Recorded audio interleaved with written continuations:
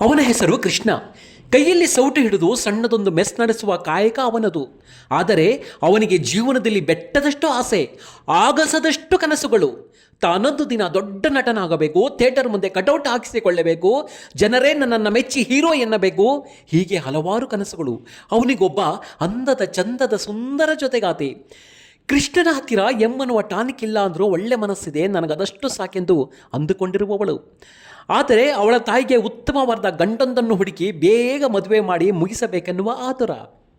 ಈ ಕಡೆ ಭ್ರಷ್ಟಾಚಾರದ ಕೇಸ್ನಲ್ಲಿ ರಾಜ್ಯದ CM ರಾಜಶೇಖರ ಜೈಲು ಸೇರುತ್ತಾನೆ. ಅವನಿಗೆ ತನ್ನ ಮಗನನ್ನೇ ಉತ್ತರಾಧಿಕಾರಿಯನ್ನಾಗಿ ಮಾಡಬೇಕೆನ್ನುವ ಬಯಕೆ. ಅವನಿಗೊಬ್ಬ ಸದಾ ದುಡ್ಡಿನ ಮದದಲ್ಲಿ ತೇಲುತ್ತಾ, ಹುಡುಗಿಯರ ಅಮಲಿನಲ್ಲಿ ಮುಳುಗುತ್ತಾ, ಮದ್ಯದ ಡ್ರಗ್ಸ್ನಲ್ಲಿ ಅಡ್ಡ ಬಂದವರ ಕೊಲೆ ಮಾಡುತ್ತಾ ಮೆರೆಯುತ್ತಿರುವ ಮಗ ಅವನೇ ಧನುಷ್, ಅರ್ಥಾತ್ ಡೇವಿಲ್. ಮುಖ್ಯಮಂತ್ರಿ ತನ್ನ ಆಪ್ತ ನಂಬಿಯಾರ್ ಪೊಲಿಟಿಕಲ್ ಮಾಸ್ಟರ್ ಮೈಂಡ್ನ ಕರೆದು ಧನುಷ್ನನ್ನು ಚುನಾವಣೆಗೆ ತಯಾರಿ ಮಾಡಲು ಹೇಳುತ್ತಾನೆ. ಆದರೆ ಇದು ಸಾಧ್ಯವಾದ ಕೆಲಸ ಎಂದು ಆತ ಪರ್ಯಾಯ ಮಾರ್ಗ ಹುಡುಕುತ್ತಾ ಇರುತ್ತಾನೆ. ಥೇಟ್ ಧನುಷ್ ತದ್ರೂಪ ಇರುವ ಕೃಷ್ಣ ಅವನ ಕಣ್ಣಿಗೆ ಬೀಳುತ್ತಾನೆ. ಅವನನ್ನು ಧನುಷ್ ಥರ ರೆಡಿ ಮಾಡಿ ಟ್ರೈನಿಂಗ್ ಕೊಟ್ಟು ಚುನಾವಣೆ ಅಖಾಡಕ್ಕೆ ಇಳಿಸುತ್ತಾನೆ ಆ ಮಾಸ್ಟರ್ ಮೈಂಡ್.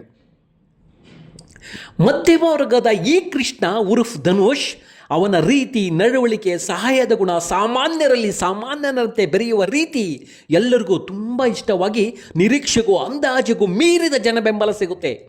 ಇದನ್ನು ಸಹಿಸದ ನಿಜವಾದ ಧನುಷ್ ಅಪ್ಪನ ಪಟ್ಟದ ಜೊತೆಗೆ ಆ ಕೃಷ್ಣನ ಹುಡುಗಿಯೂ ತನಗೇ ಬೇಕೆಂದು ಹಠ ಹಿಡಿಯುತ್ತಾನೆ. ಮುಂದೆ ಏನಾಗುತ್ತೆ ನೋಡಿ ಸ್ಕ್ರೀನಲ್ಲಿ.